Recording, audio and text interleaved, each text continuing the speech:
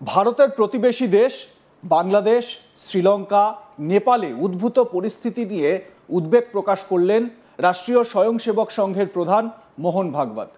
মহারাষ্ট্রের নাগপুরে বিজয়া দশমী এবং সংঘের শতবর্ষ পূর্তি অনুষ্ঠানে ভাষণের সময় আরএসএস প্রধান বলেন, শ্রীলঙ্কা, বাংলাদেশ ও নেপালের মতো প্রতিবেশী দেশে আমরা উথাল পাথাল অবস্থা দেখেছি।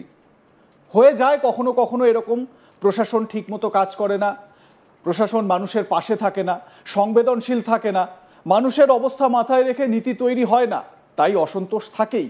কিন্তু সেই অসন্তোষের এই বহিঃপ্রকাশ কারো পক্ষেই লাভজনক হয় না। আরএসএস প্রধান বলেন, গণতান্ত্রিক মার্গ থেকে বা প্রজাতান্ত্রিক মার্গ থেকেও পরিবর্তন আসে, কিন্তু এই হিংসার মার্গ থেকে পরিবর্তন আসে না। গোটা দুনিয়ার ইতিহাস দেখে নিন, যখনই গোটা পৃথিবীর যেখানেই উথাল পাতাল পরিস্থিতি হয়েছে, যে কোনো আন্দোলনই নিজের উদ্দেশ্য সফল করতে পারেনি। ফ্রান্সের উদাহরণ টেনে সংঘপ্রধান মোহন ভাগবত বলেন, এই আন্দোলনের ফলে নেপোলিয়ান বাদশাহ হয়ে যান, ফ্রান্সে ফের রাজতন্ত্র কায়েম হয়ে যায়, সব সাম্যবাদী দেশ আজ পুঁজিবাদী তন্ত্রের উপর চলছে, যার বিরুদ্ধে আন্দোলন হয়েছিল। মোহন ভাগবত কি বলেছেন এ প্রসঙ্গে শোনাবো আপনাদের, শুনুন। प्राकृतिक उथल पुथल है तो जनजीवन में भी उथल पुथल दिख रही है। श्रीलंका में, बाद में बांग्लादेश में, बाद में नेपाल में, हमारे पड़ोसी देशों में भी हमने इसका अनुभव किया। अब कभी कभी हो जाता है, प्रशासन जनता के पास नहीं रहता, संवेदनशील नहीं रहता, लोकाभिमुख नहीं रहता,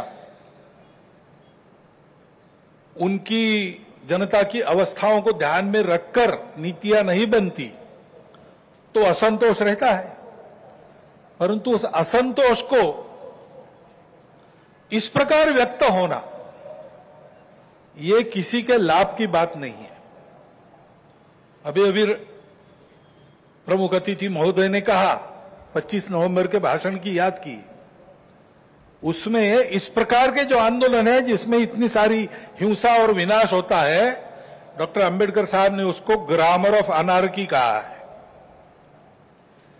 प्रजातांत्रिक मार्गों से भी परिवर्तन आता है, ऐसे हिंसक मार्गों से परिवर्तन नहीं आता है। एक उथल पुथल हो जाती है लेकिन स्थिति यथावत रहती है। पूरे दुनिया का अभी तक का इतिहास देख लीजिए, जब से ये उथल पुथल वाली तथाकथित रिवॉल्यूशंस, क्रांतियां आई, किसी क्रांति ने अपने उद्दिष्ट को प्राप्त नहीं किया। राजा के खिलाफ फ्रांस की राज्य क्रांति हुई, उसका परिणाम क्या हुआ? नेपोलियन बादशाह बन गया, वही राजतंत्र कायम रहा। इतनी सारी तथाकथित साम्यवादी क्रांतियां हुई, सब साम्यवादी देश आज पूंजीवादी तंत्र पर चल रहे हैं, जिसके खिलाफ क्रांति हुई। মোহন ভাগবত এদিন বলেন, দীর্ঘদিন ধরে এটা ভারতের পরম্পরা, ভারত বিশ্বের সব দেশের বিশিষ্টতাকে স্বীকার করে, সম্মান করে। তিনি বলেন, সৌভাগ্যবশত ভারতের সকল ধরনের বৈচিত্র্যকে স্বাগত জানানো, সম্মান করা এবং গ্রহণ করার ঐতিহ্য রয়েছে। এটি আমাদের ঐতিহ্য এবং সেই কারণেই যদিও মতাদর্শ বাইরে থেকে এসেছে, আমরা তাদের বিজাতীয় মনে করি না, আমরা তাদের বিচ্ছিন্নভাবে দেখি না, আমরা প্রত্যেকের স্বতন্ত্রতা স্বীকার করি এবং আমরা তাদের গ্রহণও করি। আমরা আমাদের নিজস্ব স্বতন্ত্রতাকে তার নিজস্ব স্তরে সম্মান করি, আমরা এটিকে সম্মান করি। সেই স্বতন্ত্রতা বিভাজনের উৎস হয়ে ওঠে না, আমরা এটি দেখি এবং এটি দেখা উচিত। আজ আমাদের দেশে এই বৈচিত্র্যগুলিকে পার্থক্যে পরিণত করার চেষ্টা চলছে। এই বৈচিত্র্যগুলি বিভাজনের উৎস হওয়া উচিত নয়। আমাদের সমস্ত স্বতন্ত্রতা তাদের নিজস্ব জায়গায় ঠিক আছে, কিন্তু এত কিছুর পরেও আমরা একটি বৃহত্তর সমাজের অংশ। একটি সমাজ, দেশ, সংস্কৃতি এবং জাতি হিসেবে আমরা এক, আমরা পৃথক নই, আমরা বৈচিত্র্যময় নই। বৈচিত্র্য ভাষা, ধর্ম, সম্প্রদায়, খাদ্য, রীতিনীতি এবং জীবনযাত্রার মধ্যে নিহিত এবং এই ঐক্যের কারণে একে অপরের সঙ্গে আমাদের সংযত হওয়া উচিত। প্রত্যেকের নিজস্ব স্বতন্ত্রতা এবং নিজস্ব বিশ্বাস রয়েছে। মহাপুরুষদের অসম্মান করা উচিত নয়, সকলেরই এই বিষয়ে উদ্বিগ্ন হওয়া উচিত। কি বলতে চেয়েছেন মোহন ভাগবত শোনাবো আপনাদের। सौभाग्य से भारत की परंपरा है वो सब प्रकार की विविधताओं का स्वागत और सम्मान और स्वीकार करती है। ये हमारी परंपरा है और इसलिए यद्यपि बाहर से विचारधारा आई होगी, हम उनको पराया नहीं मानते, अलगाव से नहीं देखते। हम सबकी विशिष्टताओं को, दुनिया में सभी विशिष्टताओं को मानते हैं, उनको स्वीकार करते हैं, उनको भी हमारी अपनी विशिष्टता है उसके दर्जे का ही मानते हैं, सम्मान देते हैं। वो विशिष्टताएं भेद का कारण नहीं बनती, इसको हम देखना चाहिए। आज अपने देश में इन विविधताओं को भेदों में उभारने की कोशिश चल रही है। ये विविधताएं भेद का कारण नहीं बननी चाहिए। अपनी सब विशिष्टताएं अपने अपनी जगह ठीक भी है, परंतु ये सब होने के बाद भी हम एक बड़े समाज के अंग है। समाज, देश, संस्कृति और राष्ट्र के नाते हम एक ही है, हम अलग नहीं है, हम विविध भी नहीं है। विविधताएं तो भाषा, पंथ, संप्रदाय, खान पान, रीति रिवाज, रहने की जगह इसकी है।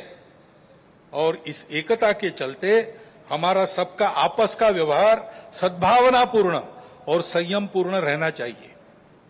सबकी अपनी अपनी विशिष्टताएं हैं, उनकी श्रद्धाएं हैं, महापुरुष है, पूजा के स्थान है।